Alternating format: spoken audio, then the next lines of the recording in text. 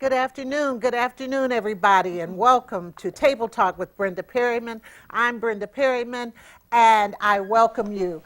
This is a cold day, but our hearts are warm, and I'd like my co-hosts to introduce themselves. Hi, I'm Cheryl Ajmu, owner of the Ajmu Group. We produce the Multicultural Media Luncheon during the Detroit Auto Show. Hi, I'm Dr. Rose Moulton, clinical psychologist, author, and speaker.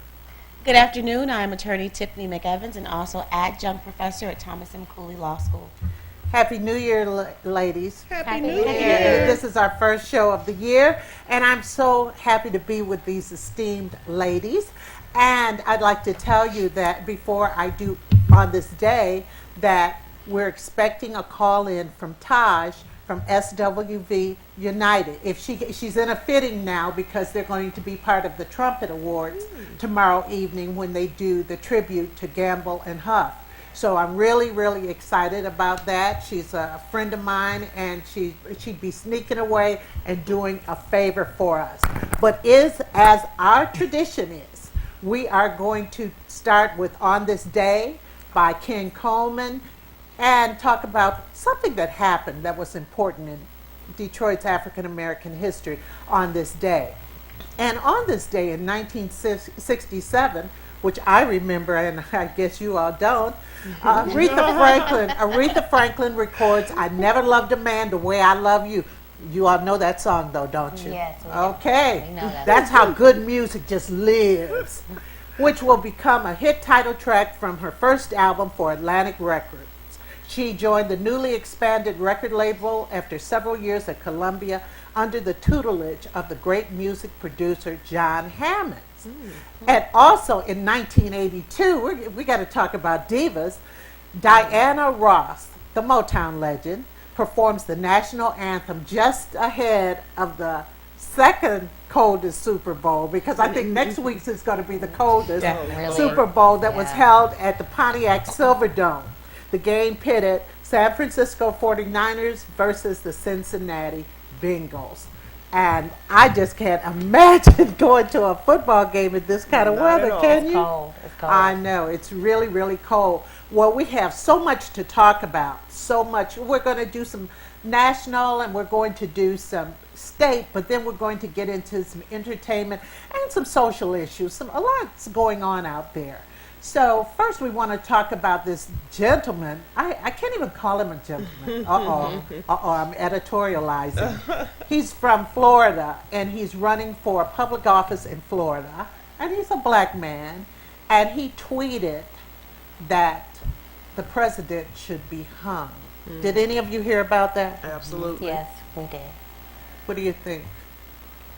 Well, it's even causing a lot of GOP members to ask for him to step out of the race. I think the governor of Florida, Yeah, you know, and he said the governor doesn't take orders from the governor. no I'm one's the staying. boss of him, exactly. I guess he's like singing that song from Dreamgirls, and I'm telling you, That he's not It's going. hilarious. I think they're just blatantly disrespectful.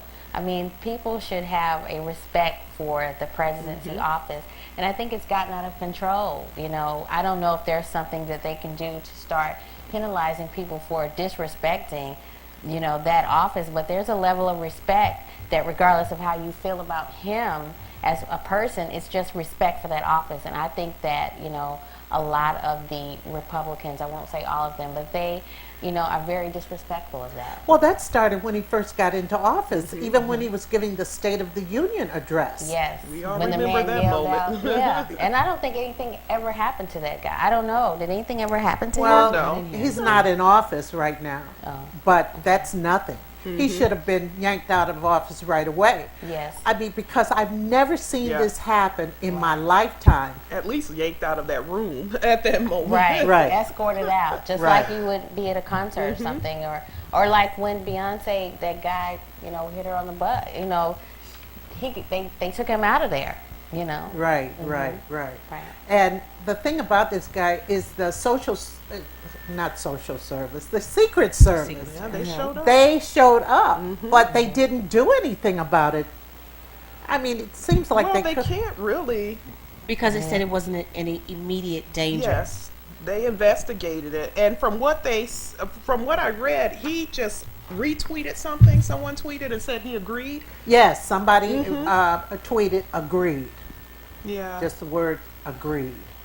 And this has never happened to a president. I don't even think this would happen to a female president. Well, understand now, we live in a day and age of social media, so there are a lot of things that come out or that we know. It wasn't that it wasn't happening, it wasn't just as vocal or it wasn't just as publicized, because now we have different social media sites, the Twitter, the Facebook, the internet. So things that happen nowadays are vastly seen by the majority because of all the social network.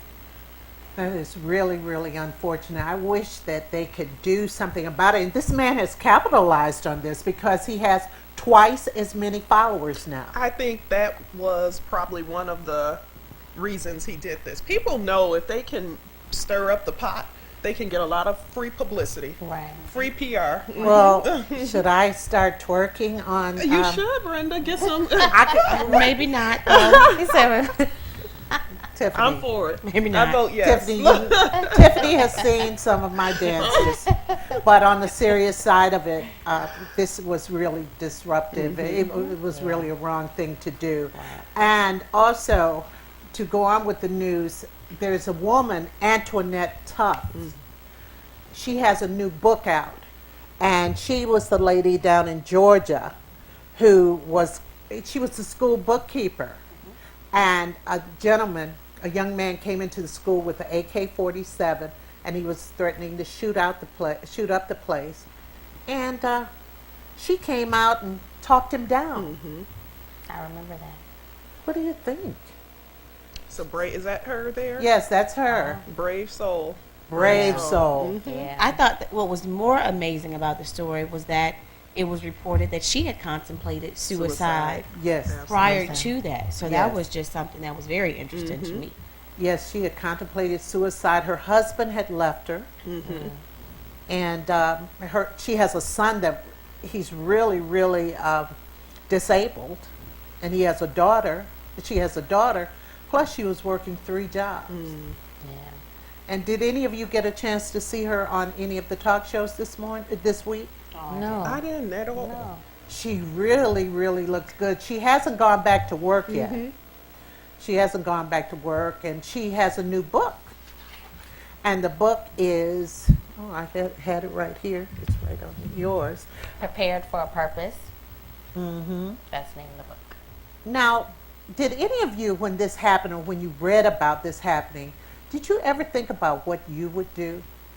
You know, I think just human instinct will kick in depending on the situation. And she was, especially in the school with kids, I think as women, regardless if you're a mother or not, you have that mothering instinct and you want to protect the babies. It's no different than, and I'm sure you guys can relate to this, if you're in a car and you come to a sudden stop, if there's someone next to you or not, you're automatically putting your arm. I put it out. Yeah, you put the arm out. Yeah. And I remember my mother doing Yes, that. absolutely. And so it's just instinct. It's instinct. And you wouldn't necessarily, I'm sure after it was all over, she probably realized the how close she was to gravity. death, which the irony of her being suicidal just a year prior to that. But I think instinct would kick in. I think all of us here would have done the same thing to protect babies. Well, I know I was real protective of my students. But when Tiffany was my student, she was a boss. She was. She was. She was. Who are you talking about? No. This one. Really? She was a little hard to boss. believe, I Tiffany. mean, she was a Really hard to short believe. girl, but she was kind of bossy. She was bossy. She's been bossy for quite a long time. Haven't you, Tiff? This is true. You even had a theme song for me. Do you remember? Yes, she's bossy. I know. Bossy. That's the Taurus in her. Yeah, she's kind of bossy, but I always think about, you do want to protect the children. You have to. And I remember when we go on field trips or anything, I was always the first one out the door.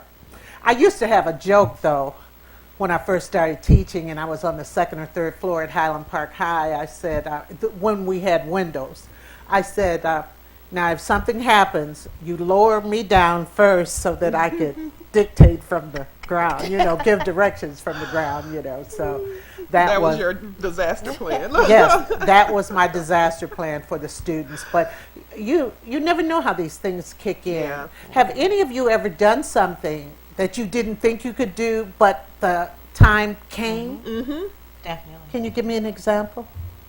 I can remember, actually, it was a while ago, but our senior trip in Acapulco, we were all out, and we had chaperones that were there, but we were all out at a night establishment, seniors, and there was one young lady that had gone on the trip with us, and there were two men that had gotten into a fight, and they hit her and knocked her unconscious. Oh my gosh.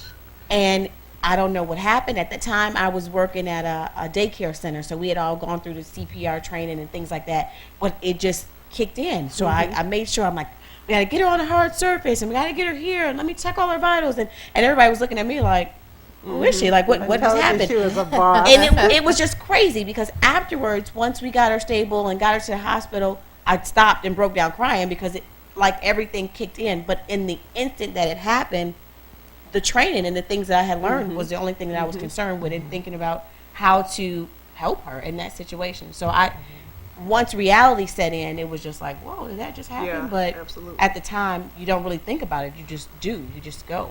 Don't you call that rising to the occasion? I guess so. Absolutely. And then things, if you have children, I know Rose and I have children, if you have children, you're always there to protect them. I mean, you don't care what you have to do. Isn't that right, Dr. Moten? That is so true. And when you hear some of these stories on TVs about children who have been abused by others, be it sexual abuse or what have you, like they say, hell hath no fury. Right. You can definitely relate to parents who take the law into their own hands, because your primary purpose as a parent is to protect your child. And it's like that instinct will kick in, and you just better watch out.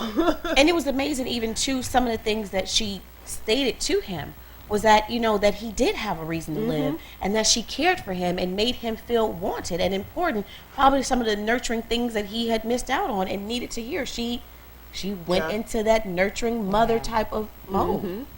Right, that was just wonderful. Phenomenal. So you always wonder, and she was a bookkeeper in the school. She wasn't the principal or anything like that, but any adult, responsible adult, can rise to the occasion, because I don't care what job you have in a school, you fall in love with those kids. You really, really do. I could tell you that. Even people who have come to mentor or do special projects at the school from time to time, they fall in love with the kids, or they'll ask about certain kids and stuff like that. So Cheryl brought this one to my attention, even though I had read about it. Cheryl, why don't you talk about it? Well, in a nutshell, this gentleman was jailed for overpaying in child support and spending too much time with his son, which was just so ridiculous to me when, I know of friends, who have, fathers that are not there, they're not paying child support. So it just seemed like a very odd story to me. Well, they said he was sentenced to 180 days in jail for paying too much child support and seeing his 11-year-old son too much. I don't know. And that was legal, really, from a legal standpoint. and that was really what happened. That's the amazing part of it. How can It that was happen? not misreported, or normally it doesn't happen that way. And this, just to go to say, was not in Michigan, but it was a true story, because when I first saw it on the news, I had to go back and do some more research, because I was thinking, like, maybe someone got something wrong. This couldn't be the situation. And it truly was the account of what happened. He had overpaid. So is it the way the laws are written? Laws are different in different states, but even still, you still have the decision maker, the judge, who should have, in my opinion, done a better job. And I think that she truly dropped the ball in that situation. Is he still in jail? I'm not sure. Yeah, I don't know. Well, you think about the kind of message that this sends. Here's a man who did the right thing. Well, it's one-sided. I do family law, even here in Michigan, and sometimes my family law cases are much more stressful, and I just told somebody that's leaving court this morning, are more stressful than like my homicide cases, because emotions and things are involved. And I can recall a couple years ago, there was a gentleman who contacted me, and he had show caused, which means there was an order in place, and the mother, in this particular case, was not abiding by the order. And he had show caused her 6 times. He had brought her back, and they basically did nothing. Had the roles been reversed, and you can agree to disagree, or you can whatever, he would have been found in contempt. And it was very disheartening for me that because he was there on his own and he was being a father and abiding by these things, that nothing was being done on his behalf. So, call it whatever you want to, but I personally do feel that there are a lot of times where men are shortchanged or not provided the resources that they should when it comes to family law cases. And do you think that has to do with if the man is affluent? Because you look at a lot of these celebrities who are getting custody left and right of their children, the male celebrities, left and right, and it's like, that's just laws aren't the unheard same of. for celebrities. If you, don't get me started on Justin Bieber. So Okay, I know. it appears that they have a different book, you know, that they go by when they're a Yeah, celebrity. it appears that way. It appears that way. That's so unfair. Completely. Yeah. And like I know that men are judged before the case is even laid down there. It's like men get at the bottom half of the stick. And I'm not saying it does not happen, but 9 times out of 10, it's harder for the male when it comes to family law cases. And ironically, majority of my clients when it comes to family law cases are men, because me personally, when I see a man who is doing what he's supposed to do or trying to do what he's supposed to do, it angers me. It really bothers me that people would, give someone a hard time when they're trying to do what they're supposed to do, take care of their child. It's just a pet peeve for me.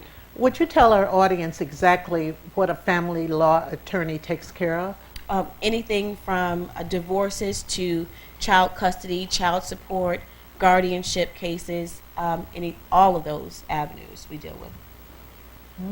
Okay. Interesting. A lot of times people try and work it out, and there's such a thing as a do-it-yourself divorce. What do you think about that? Well, it just depends, because a lot of times I've had clients come to me where they just are ready to be divorced and they understand. So they'll ask, do we have to get to attorneys? And you don't. If you understand, especially if you have children and you understand, okay, we tried, it didn't work, but it's not about us at this point in time. It's about how can we coexist peacefully for our children. And sometimes they get it.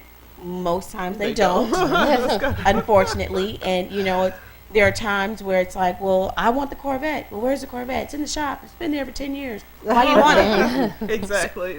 So it gets to go, a lot of bickering and back and forth, but it is truly about the children and how to make this transition and process easy for the kids. And once you can get someone to understand that, it makes my job a lot easier, but that doesn't happen most times. And I even tell all my clients, even when you get an order from the court, abide by the court's order, but you shouldn't have to dictate and run your life by a piece of paper. If it's the weekend and this is not your weekend, but you have something going on, you should be able to get on the phone and communicate and say, hey, I want to come pick our daughter up so we can go and do X, Y, and Z. And that's the point where we try to get the families to, but it doesn't always happen off bat, but sometimes it does. And when it does, it's a really good thing. Yeah. Wow, that is great. That's great. I believe we have Taj from SWV. She's going to be on the line in just a moment. She's calling in. I know she's calling in right now. She should be calling in a moment. Not her yet? Difficulty. Okay, she'll be calling in just a moment. She just texted me. Well, one thing about it is I think having a lawyer makes it a lot easier. Sometimes, do you feel that people should move out of the house? It depends on the situation. I had a woman, she was in her 50s, tell me that in her opinion, the worst thing that parents can do is stay in the marriage for the child or for the children. And a lot of people do that. Well, we're going to wait until they graduate. And she said because, adults, and I agree with this statement, adults do not give children the credit that they should get, so because true. kids see, hear, and understand so much more than adults give them credit for. And she said my mom made that decision to stay until her and her brother, graduated and moved on to college. And she said it was miserable for everyone in the house. Okay, because everybody. She was miserable. Thanks, Yeah. Tiffany. We have Taj from SWV on the line. Good afternoon, Taj. Hey, everybody. Good afternoon. Hi. Hi, we have Cheryl, we have Dr. Rose, and we have attorney Tiffany McEvans, and we're all excited to hear from you and want to know how the weather is in Atlanta first. It is freezing. We have a beautiful picture of you on the screen, you and Eddie on the screen. How's he doing? He is wonderful. The boys are great. We can't complain. Can't complain. Awesome. Well, first, I'd like to thank you. I know you were in the middle of a fitting and everything, but we really, really wanted to talk to you, and I've watched the show. Has anyone else watched the show as Yeah, yet? congratulations. I watched it last night, matter of fact. Exactly. Congratulations on that. Yeah, we actually didn't see it. We were on a flight coming back from LA. Oh, wow. So how does it feel to be back doing a reality show? Because didn't you have one before? Two. Yes, I did. I married and followed with my family. I did Survivor, and now this. I'm Wow. becoming a reality veteran. But what makes this show different from all the other reality shows? Well, of course, the other shows were based solely on my experiences. This one is the group and everything that we've been through. We have 22 years of experience to talk about, so there's more than just 6 episodes worth of info to put in there. Right, right. Questions, ladies? So how does it feel being reunited with the girls? Because, based on the show, you guys broke up because of differences in personalities. How is that being back with them?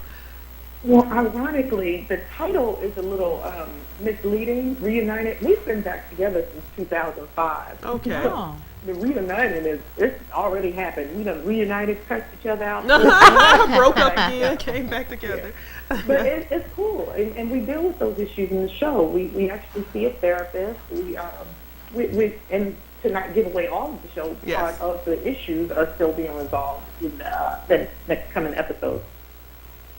Wow. So you said you see a therapist? The group? Yeah, on the We show. see a Saw therapist. that. It gets ugly. Oh my goodness. Well, we can't wait because it comes on here Thursday nights on the We channel Yeah. and everything. So tell me, how much filming do they do?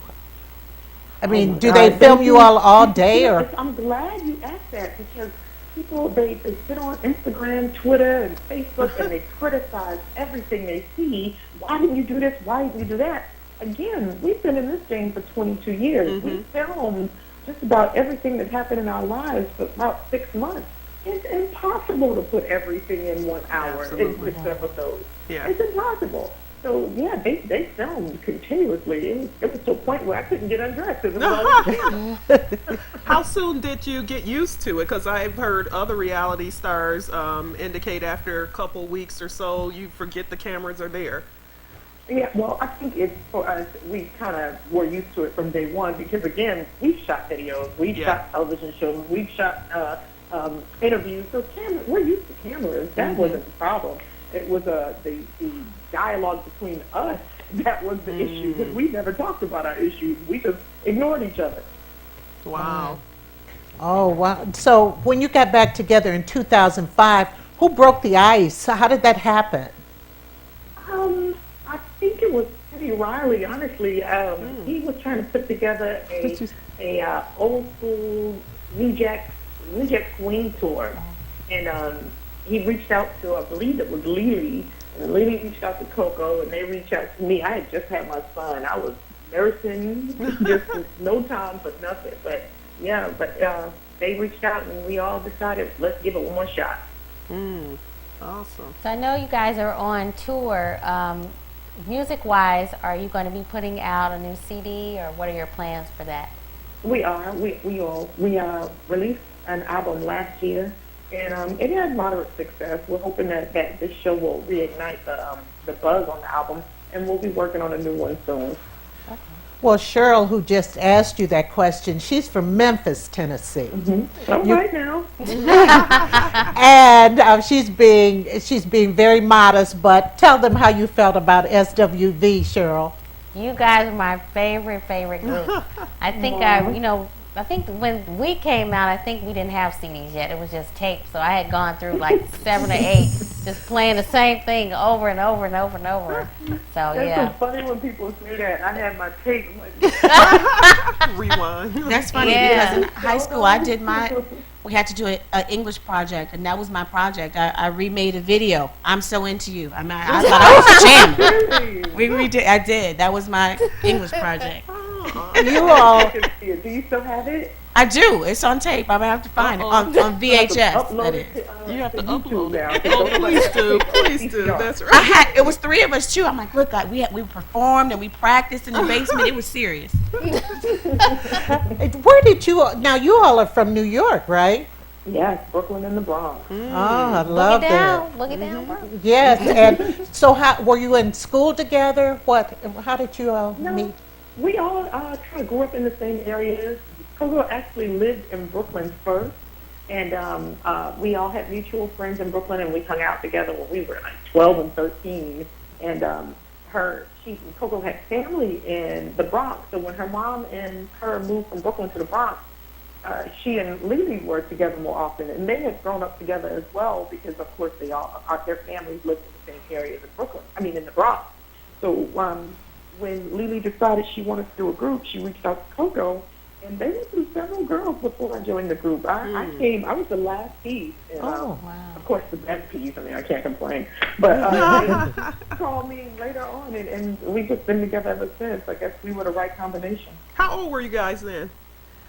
Lily was 17. I remember she couldn't even sign the first contract that we had received. She was 17, I was 19, and Coco was 20. Wow. Wow. Now, if there was something that you could change about your whole experience, is there anything that you would change? Girl, I mean, where can I begin? I would start at A and go all the way down to Z. I always want to change something. The biggest thing, I think, we would have been more cautious in choosing management because I think the right manager could either propel you or destroy you, and unfortunately, we had one that wasn't very beneficial to us. Yeah. Okay. Because you guys, I mean, you still are, but during that time, it was just no group that could compare to you. No female group. Vocals and yeah. Well, your voices were just wonderful in the blend, and I mean, I was teaching at the time, but my co-hosts are a lot younger than me, and it's just, I just love Weak in the Knees. I could hardly, I love that song. Me too. I mean, we know, and Tiffany was SWV Junior. And the thing about Tiffany, she was a drama student too. She happened to be one of mine before she decided to go. She went to Tennessee State in Nashville. I did. Mm-hmm. She knows all about Nashville, down there a lot. Big school, yeah. Do you like Nashville? I absolutely love Nashville. I was born and raised in Brooklyn. I've lived a couple different places, but Nashville has become my home, and I'm a converted country girl. I love it. that a lot. Yeah. Oh, wow. We like to hear that. Well, I wanted to ask you this real quick. How does your husband and your sons, how do they adapt to this reality TV thing? Well, again, they were both in I Married a Baller, and my husband, he's on television every weekend. He's done movies. Our family is just used to this stuff. But, especially being in Nashville with the Titans, he was on camera every time he stepped out of his car. Right. They adjusted really well. My youngest son, who's primarily in the show, he's a mess. He thinks he's famous. Oh, he does. Does he go to private or public school? Or? He goes to public school, yes. Good. My son gets on the bus every morning and goes to school. That's awesome. He gets in trouble like every other kid. Oh, my goodness. Oh, my a goodness. kid. So tell us what you have up for this weekend with the Trumpet Awards. Trumpet Awards are Saturday. We're filming them Saturday, and SWV will be singing in the tribute to Gamble and Huff. They'll be honored this year, and we'll be singing to them, doing oh God, what's the song we're doing? If Only You Knew. They had written that song to Patti LaBelle, and we're going to sing that part. If only you knew. I know that song. I love that song. Yeah, we did did the cover on our last album, which was Grammy nominated. So yeah, Wow. it's a great song. You can't deny it.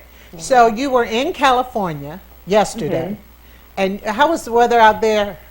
Beautiful. It was 75 degrees and sunny. We're walking around in our Rub it little in. tank tops with little jackets, thinking we Wow. get off the plane in Atlanta, and it hurt. Well, it's 2 degrees here. Ooh, That's the high. Yes. So I don't know what's happening to this weather, but something is happening to it. So what's up?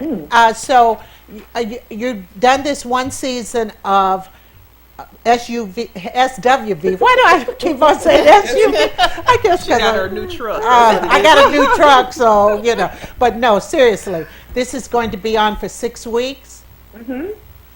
And Well, then, now 4 more weeks. 2 weeks have gone, and now we have 4 more weeks. well, that's why I wanted you on, so I could let my audience know to watch it every Thursday night at 10. At At 10 10 p.m., 9 p.m. Central Yes. on WeTV. Are you critical of yourself when you watch yourself on television? Absolutely. And again, you don't see everything, so I feel like they took the parts that I the didn't want editing. people to see. I cry every episode. I noticed that. Like, gosh, I do more than just cry. Come on. But you seem to want to hold the group together. I mean, one thing I like about it is 3 different personalities. Oh, yeah. That's always been us. And that makes for great television. It makes for great television. And what I love about this was not a group of women that people just put together. This is a group of women who've been around each other.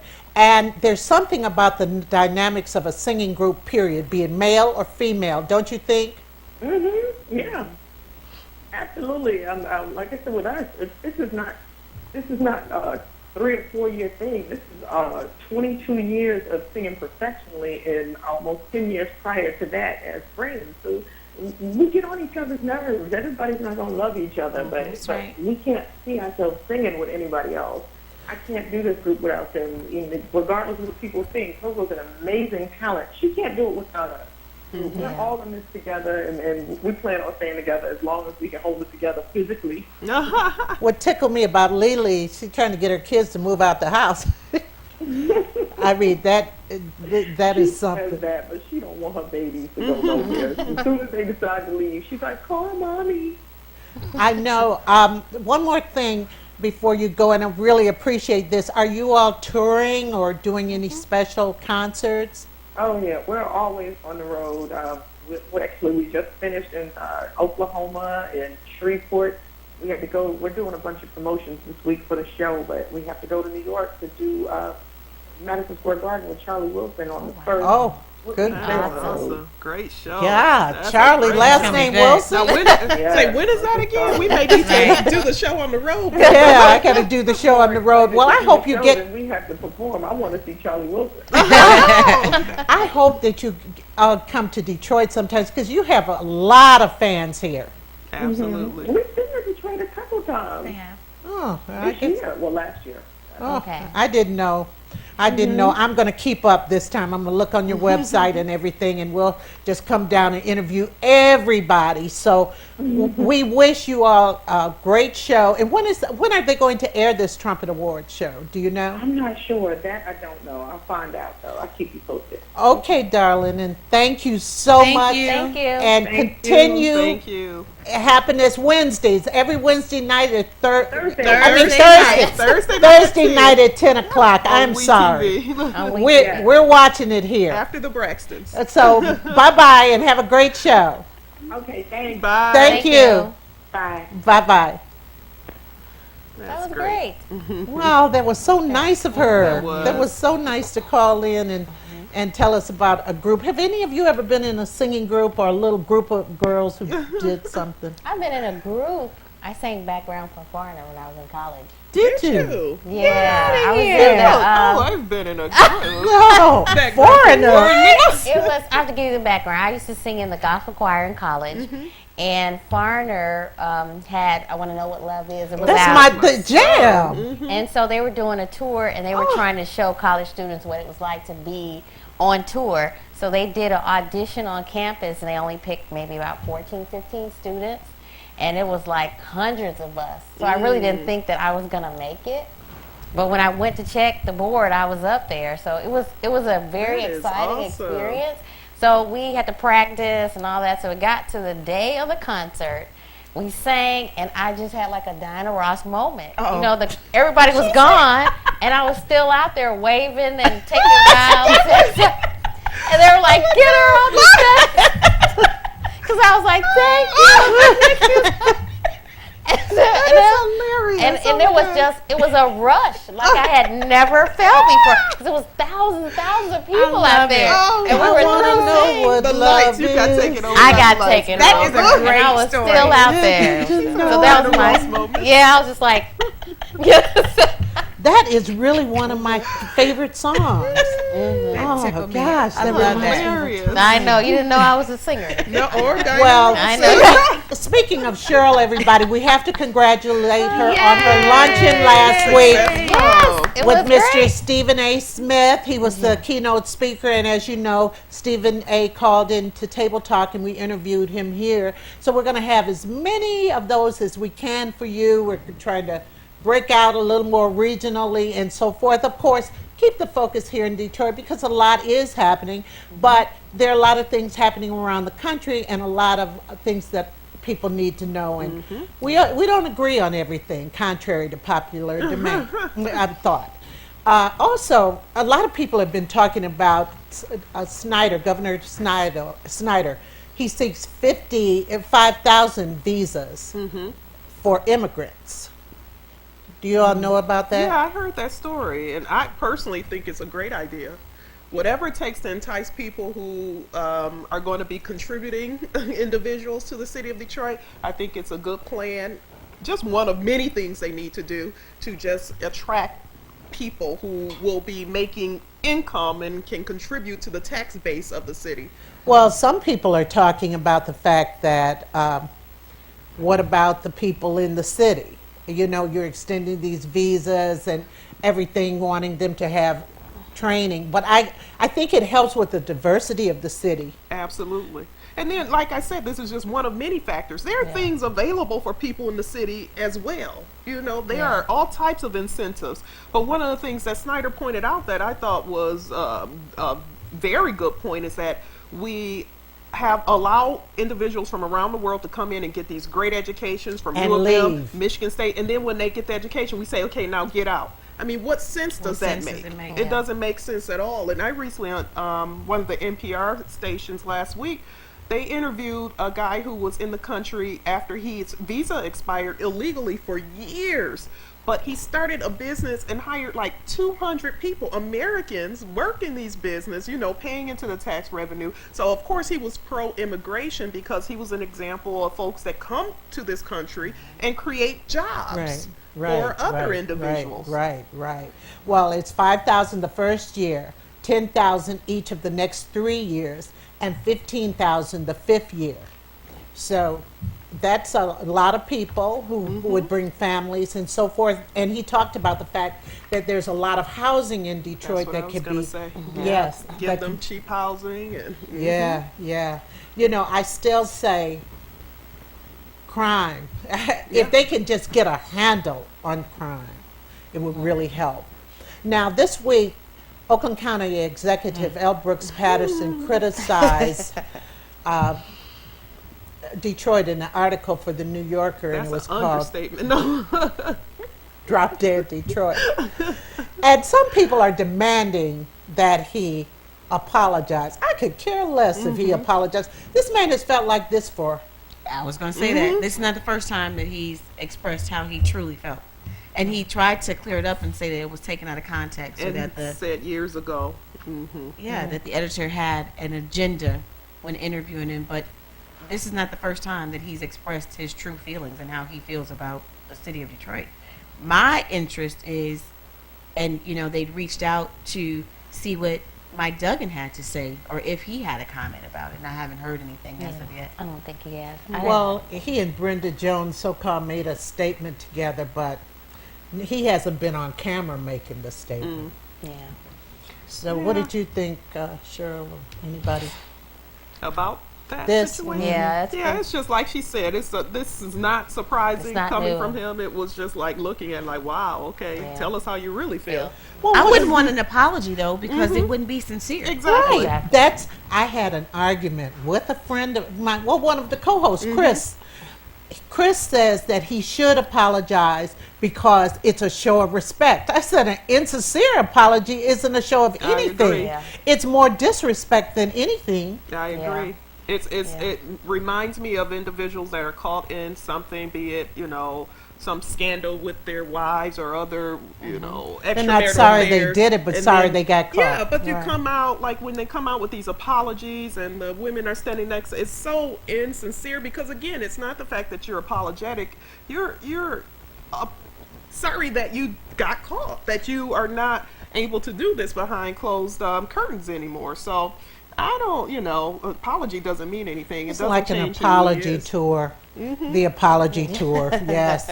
Now, yesterday there were a lot of headlines about J. Rue Campbell. He was the Cass Tech quarterback who slammed a security guard. Now, all of us went to high school.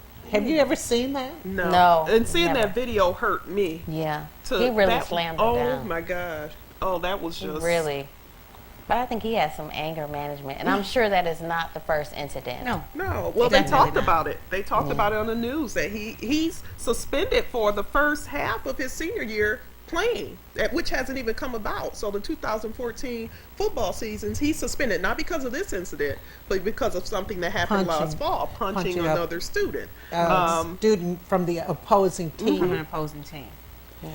Well, the thing about it is, I would feel bad for his parents seeing his picture all over the place, but a student that they interviewed said he has some anger issues. Yeah. Someone who plays on the football team. So this wasn't necessarily the media saying that. No. And I'm not saying what the student said is true, but there has to be something when you pick somebody up and just throw them With on that the ground. type of intensity. Yeah. He could have broken that man's spine, his Yes. back. He could have His paralyzed neck. this individual. When you look at this picture, it's horrific. Yeah. I'm just surprised that the security guard was able to You get looked up at as the quickly. tape. You looked at Yes. They showed it yes. on the I news. saw it. I saw it. We all saw it. I saw a couple different angles too, because there were several kids that were taping, and they replayed it from a different angle where you could get a better view of what happened. And there was a little pushing back and forth, and the comment was, do you feel that the security officer was the aggressor in the situation? And honestly, from that other angle, it was up a little closer. It showed the student pushed this. They had exchanged words, and then he pushed him. And when the man went to square up, the security guard went to square up with him, that's when the student picked him up and body slammed him. So, it goes back to bad behavior being rewarded or not being taken care of so that you won't get to this point. Because Absolutely. as was stated, there have been several incidents with this young man and involving violent type of reactions. And as one of the attorneys stated on Facebook last night, when, and I'm devil's advocate right now because I am a defense attorney, and there are safeguards and things that are put in place, and hopefully this young man will get the correct assistance that he will need, as Cheryl said, with like anger management and different types of situations, and that he'll truly take advantage of it, because there's one thing to be a great athlete, but it's another thing to be coachable or to have the type of behavior to go along with it, because as of right now, he is a great athlete, but he's also a liability. Yes. Yeah. Right. And that, It's and not that worth it. liability is going to expand as he has more Definitely. resources and platform to Yes. expand it on. So, he's going to go on to the national level, and oh my God, if he's not checked now, just imagine what he could find himself into during that time. So this is a time for his parents, family members, everyone who loves and Friends, cares for everyone. this guy to step up and hold him accountable Yes. for his behaviors. And hopefully he won't lose out on this scholarship to Michigan State. Well, character means a lot. And it's more trouble with a athlete who gets in trouble when you could have gotten someone maybe with less talent who Yeah. doesn't get in Yeah. trouble. Absolutely. And with Michigan State having the high profile program that they Yeah. have, they could Absolutely. get anyone. That's right. Yeah. They could get anyone. Also, in most school districts' code of conduct, a student is expelled. Definitely. For this type of Yeah. behavior, I also taught. And you're 100% right. So it's going to be interesting to see how they handle the situation, because technically that is, from when I was teaching back in 2000, that is what was in the books at that time. That the Well, it's students still did in the expel. books. Removed from the district, actually. Removed from the district. Removed from the district. So if he's missing the first half of 2014 because of this prior incident, what does this incident do? Does Right. he lose his whole senior year? Yeah, that's really real. It's really a sad It state is. of affairs, and a lot of men are looking out to help this young man. And I saw that, and then Cliff Woodards, who's also a host here on TV 33 and an attorney, he asked the question, said, why are so many young men so angry? And I said, look at some of the people they admire. Kanye West, Chris Brown, both who have shown many angry outbursts. Yeah, but I think it starts. But Yeah, but I they gotta do speak look up on at that them. too now. They do look at them. Yeah. So- The- I understand that they look at them, but the problem is, even with those two examples that you've given, they had situations that have occurred with them being young men, and they were not properly Oh, addressed. I agree. I agree. Well, But I know what you're saying, that it's almost become a culture where we accept it, and we have to stop that, because Right. again, this young boy, what if this guy could have been paralyzed, hurt, Oh, killed? God. Yeah. Then what? You know, he would Right. be in prison for the rest of Rest his of But his life. just think, if you have a student, you have a child who goes to school with this young man, and this young man, if he has some anger issues, could hurt a child. Right. I mean, really. I mean, or it could be a bad fight. So I do hope he gets help. I hope things Absolutely. happen that will teach. I think he probably got a chance to cool down, and maybe this can be one of those teachable moments. Hopefully, sometimes, if he's held accountable.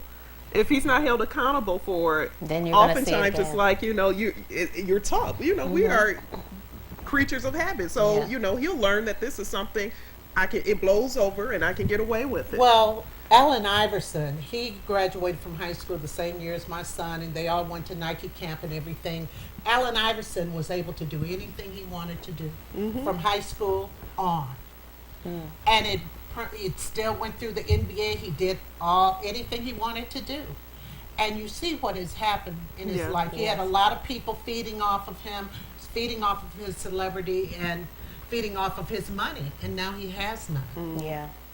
So it's the parents' responsibility, it's the teacher's responsibility, because when I taught athletes, I was always kind of hard on them. Oh, me too. Me too. I had a parent call because I had a student athlete, and he was sleeping in the back of my classroom, and I had another young lady go down and get the basketball coach, and when the coach came in, I said, I just wanted you to see this, and before I react. And he was suspended for a game, and everybody came back to me and like, oh, you got him suspended? Well, he didn't fall asleep in my class anymore.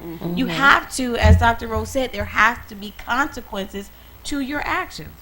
And I remember he said, the next day in class, did you call my mom? Like, she got me before I walked through the door. I didn't know what's going on. Yes, I did. But he turned out to be a great student. Yeah, well, sometimes you need to have those teachable moments, and I believe that all adults in a student's life are have to. teachers in a way. That's I want to right. go on to American Idol, because I think we should say something about that.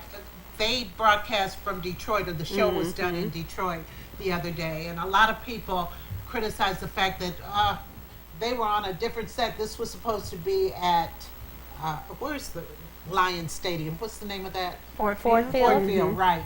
Well, they start off at Ford Field, and then they get callbacks and all of that stuff. And they ended up, I think, doing this last part at the Book Cadillac. Yeah, I think so. It was at the Book Cadillac. Anyway, a young lady, 15-year-old from Southfield High, she sang "Ain't No Way," and she made it. Great She's job. also in the marching band. Tiffany and I, we applaud all that.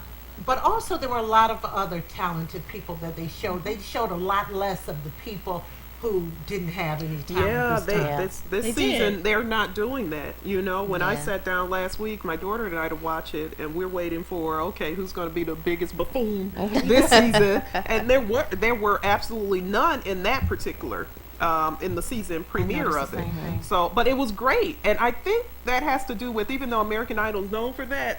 There's a lot of competing shows out here right. that have Yes. some Right. great Well, they're talent. trying Yes. to lift up their ratings now. Yeah. And they showed the young man who had the dreadlocks, who had the 4 kids or whatever. He was a great singer. In fact, they had a lot of Yeah. great singers on. I didn't understand the twins. Did any of you see I the didn't see twins? that. When No. they chose one and not the other. No, they had twin girls on, and they sang, but they were off key a lot. And I just said, Did they give them tickets? no. No. Okay, good. Okay, good. There's some No, they folks didn't. questionable. And then one young man was kind of rude to Jennifer. Not rude, said a kind of snide remark of maybe a little sexual innuendo because she was trying to fix something on her shirt and everything. So I applaud all the singers who got accepted.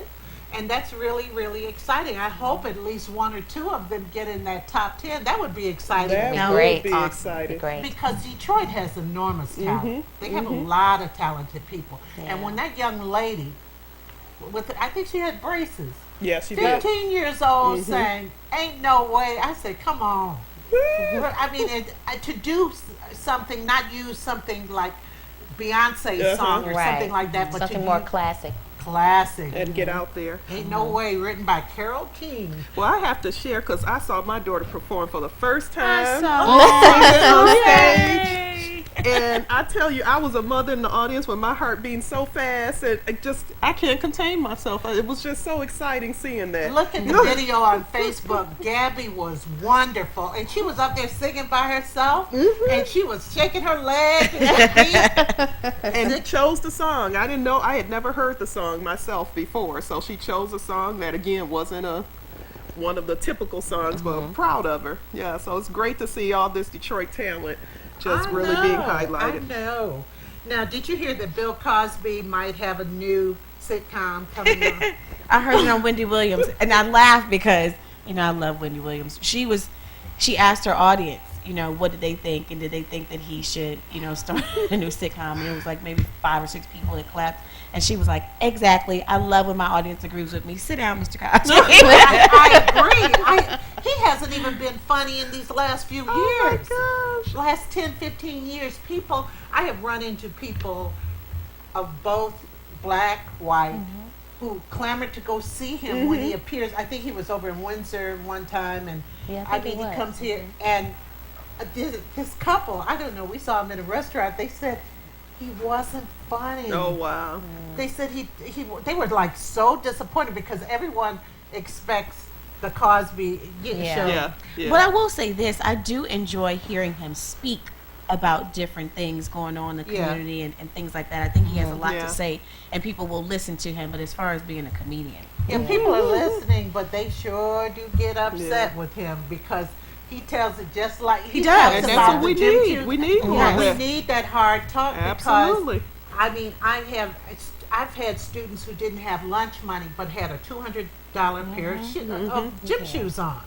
and it's so funny that you said that because there's a picture of Bill Cosby, and the caption says, "You mean to tell me you have Louboutin Yeah. heels on, but you didn't have any money for church?" Oh wow. I don't know. What do you think that is in our it's in a lot of It's cultures. consumerism. We're just caught up in that, aspirational lifestyle. There's a psychology to it also because for so long we didn't have those things that we attach self-worth to that. Not So, knowing that yeah. these things have no value. Yes. Even cars depreciate as soon as you drive them off the lot. Right. But I know. that's what we put our value in. Yeah, so our value and self-worth are on material things Material. as opposed to aesthetics or higher education or travel experience, things of that sort. And sacrifice. Yeah. And Right. sacrifice. A lot of times we don't want to sacrifice. And fastest hour in television is up. I mean, we didn't get to We're everything. not done. I mean, I know we had so much to talk about, but Taj, she did Great call interview. in Yeah. and everything, and I was real excited about it. And Lady Cheryl, Dr. Rose, Tiffany, thank you all so much for Thank coming you. in and doing our thing. We're going to be doing a restaurant real soon, and we're going to do Grill Midtown, I do believe. So I'm real excited about that. And we have a lot of surprises in store for you. So we'll see you next week on Table Talk with Brenda Perryman at 1 p.m. Tell your friends. Stay Like us on warm. Facebook. That's right. Like